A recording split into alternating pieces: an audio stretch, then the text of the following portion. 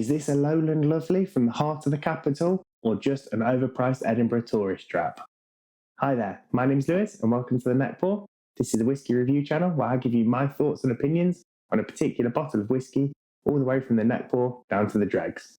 You join me here to the Neckpour of a new bottle today. This is a distillery exclusive, a Handfill from Holyrood, and it's one that, whilst being quite expensive, from what I remember, was pretty good. Although it was my second whisky tasting of the day that I tried this at, so who knows, I could have been quite impaired by that point.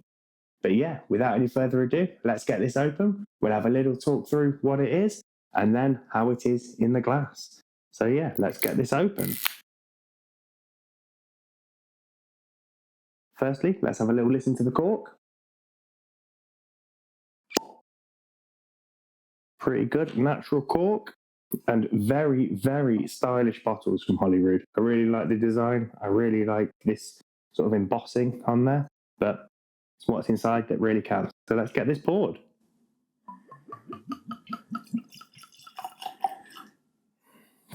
Absolutely gorgeous colour on that. Stunning looking. And yeah, as I said, this is a distillery exclusive. It's a Handfill. It's 4 years old, this particular bottling. So pretty young, but I do always like the fact that distilleries are willing to own up to that sort of young age, because it's just another information point for the customer. This is a single Oloroso butt that is this fully matured in, 100% Plumage Archer, and it was just regular distiller's yeast. The reason I mentioned the yeast and the grain, because they do quite a lot of interesting sort of combinations between the two, and whether it's a more kind of generic grain and a more exciting yeast, or could be both exciting or both pretty generic. This one, Plumage Archer, is a bit more of a heritage grain, but it's kind of that in between. It is a still used grain, but it's more old fashioned. But yeah, just standard distiller's yeast on that, because there were some really funky things they've used there for all sorts of different bits and bobs. Obviously, it is a Lowland distillery. It's Holyrood, just a mile or so out of the very centre of Edinburgh, just by Holyrood Palace. And yeah, very long-necked stills. I believe the second longest in Scotland. Which should give us a very light character, which is that kind of traditional grassy lowland thing we're looking for. But then, based on that colour at 4 years, that's a pretty active sherry butt it's been in. So we'll see how they go together. But firstly, let's get this up to the nose.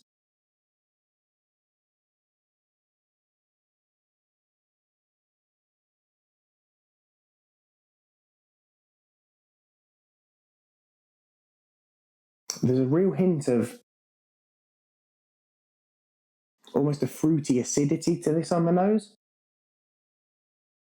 Almost like smelling a very bright white wine, champagne, something like that. It's that very crisp, acidic, almost feels like your nose is slightly tingling, but not in a kind of young acetone way. In a smelling something that's quite sharp.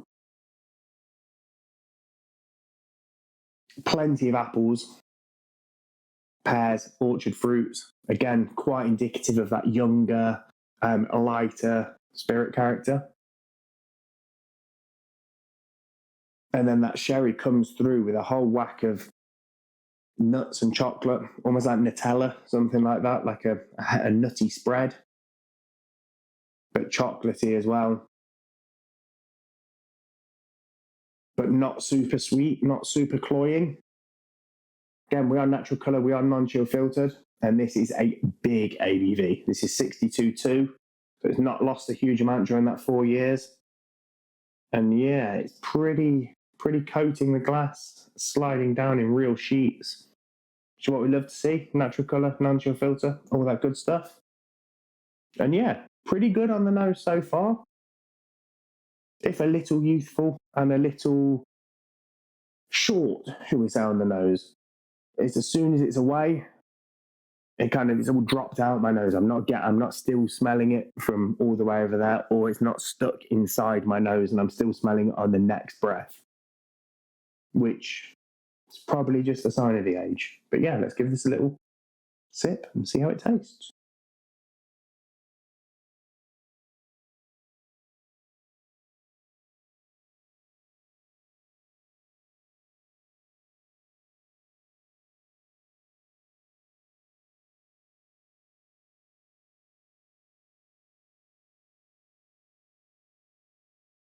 Straight away, white pepper, spicy, youthful,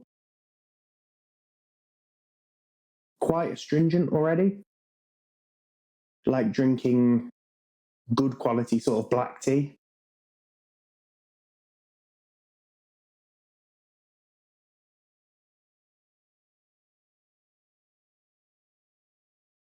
There's a bit of sherry spice there, but it's not overwhelming.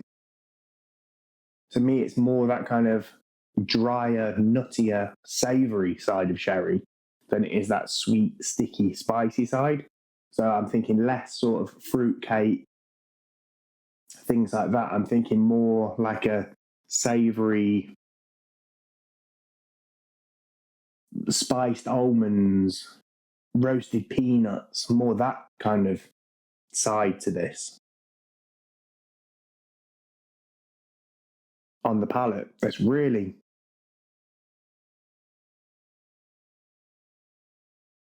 quite nice. It's not for everyone, though. I wouldn't have said that on the palate. I think people with a much more sweet tooth would think this was probably over savoury, perhaps overspiced as well, because it is quite punchy. It is quite spicy. It is quite hot. I quite like those things, given the other kind of whiskies that I like. That suits me quite well. But I could see why that might not be for everyone. But it's obviously good wood that it's gone into. But even that at 4 years, I think too much longer, and that would be overcooked from that sherry.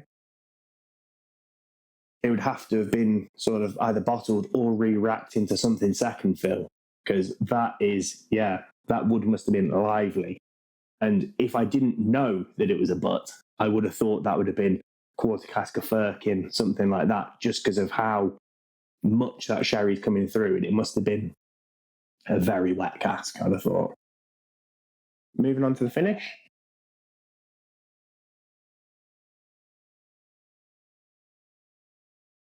Get a lot more cereal coming through.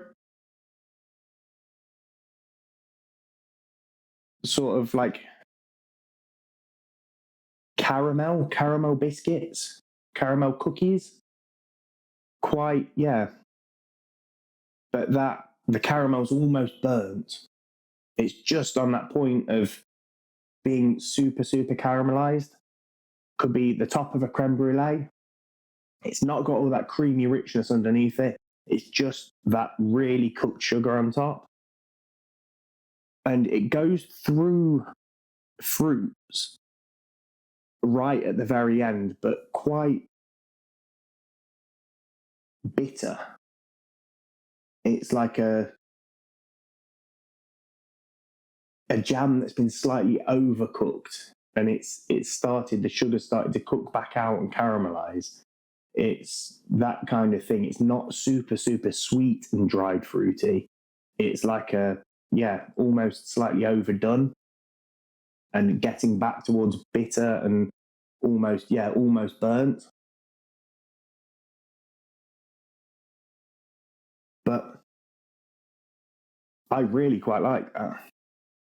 I'm surprised almost at how woody it is, how much sherry there is in there, given how young it is.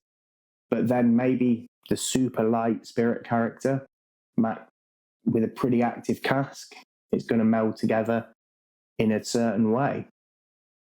But no, it's, interesting.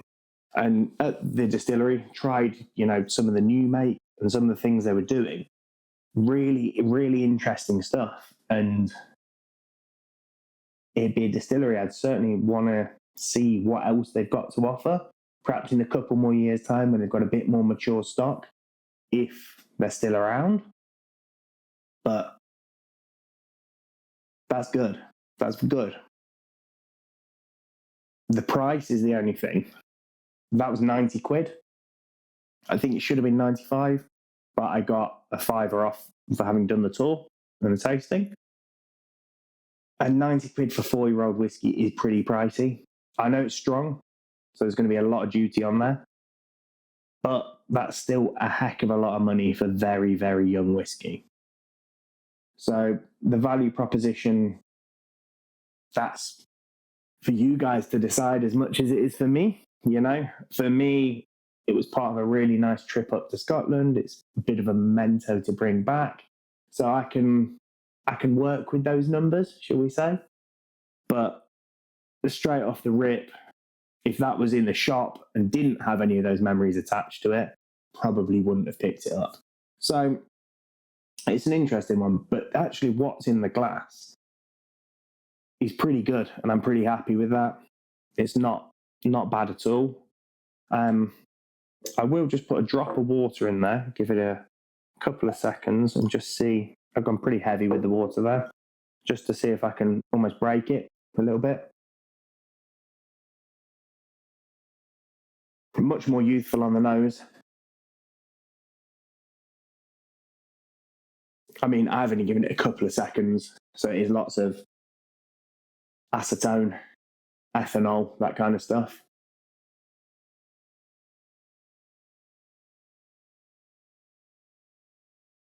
Palate's much sweeter. Honey, more sort of baking spice. Porridge with golden syrup, plenty of graininess on the palate. And again, finish, much sweeter, still quite grainy, but dried fruits and nuts, almost like a bowl of muesli, like a fruit and nut muesli, something like that. But yeah, pretty good stuff. Not sure I'd recommend it to everyone at the price, but certainly one, if they're still around in a few years, there could be some really special stuff coming out at that sort of 8 or 9 year mark. But yeah, I think that's about where we'll call this one for today. Firstly, I'd just like to say thank you all so much for joining me here today. It does mean the world to me that you take time out of your day to spend a little bit of it with me. If you've enjoyed the video, please do consider hitting that like button. If you've got any thoughts and opinions on this particular bottle, anything else Holyrood puts out, or there's anything you want to see me review, drop that in the comments below. I'll be sure to get back to you.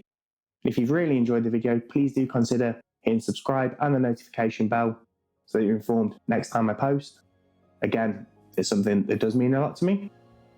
But until the next time, I'd just like to say cheers, sláinte, and I'll see you again.